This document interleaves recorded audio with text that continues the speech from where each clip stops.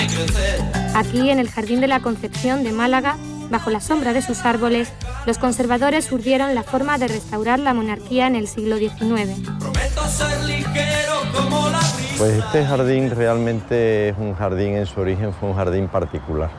Nace de una idea muy sencilla, de una finca de vacaciones, que la familia Jorge Loring y Amalia Heredia, un matrimonio joven malagueño, hacia la segunda mitad del siglo XIX, deciden comprar una finca para hacerse una residencia de verano, pero como sobre todo doña Amalia tenía gustos refinados, conocía los grandes jardines europeos, etc., decide hacerse aquí un jardín fuera de lo habitual.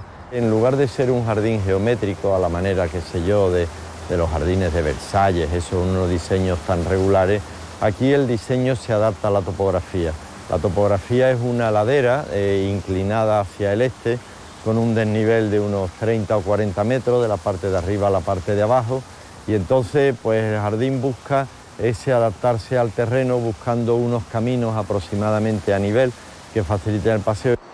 La característica principal de este jardín, que se abrió al público en 1990, es la abundancia de vegetación tropical y subtropical. Unas 300 especies conforman una colección botánica de excepción, en la que destacan las más de 40 variedades de palmeras, los ficus centenarios, con troncos prácticamente esculturales, y las cicas, con un tamaño poco habitual debido a su antigüedad. Aquí en este jardín tenemos varias especies de araucaria.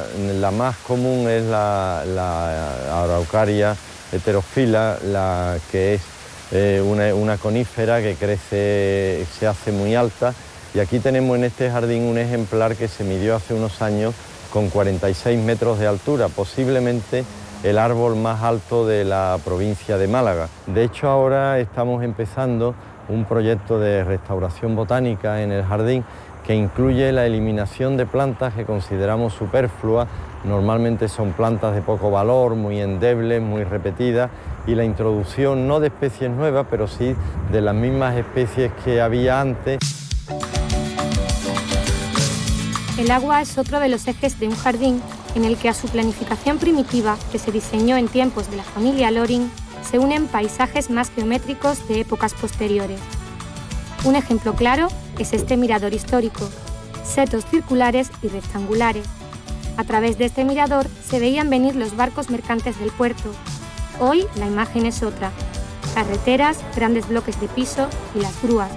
Aún así, las vistas siguen siendo espectaculares. El patrimonio monumental de este jardín es muy amplio.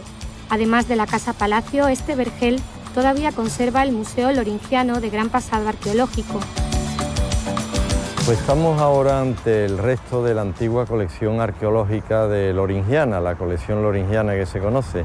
Esto es una colección que formó doña Amalia, que se aficionó a la arqueología de la mano de su cuñado, del erudito Rodríguez de Berlanga, el descubridor de las tablas de bronce de la antigua Les Flavia Malacitana del siglo II de nuestra era, unas tablas que justificaban la existencia de Málaga como municipio romano. Doña Amalia llegó a reunir un fondo muy importante de esculturas, de vasijas, de ánforas, mosaicos, etc. Estas que estamos aquí es el resto de la colección, las piezas más grandes, que por su tamaño probablemente no han salido a ninguna parte. Toda la colección está distribuida entre el Museo Provincial en Málaga y el Arqueológico Nacional.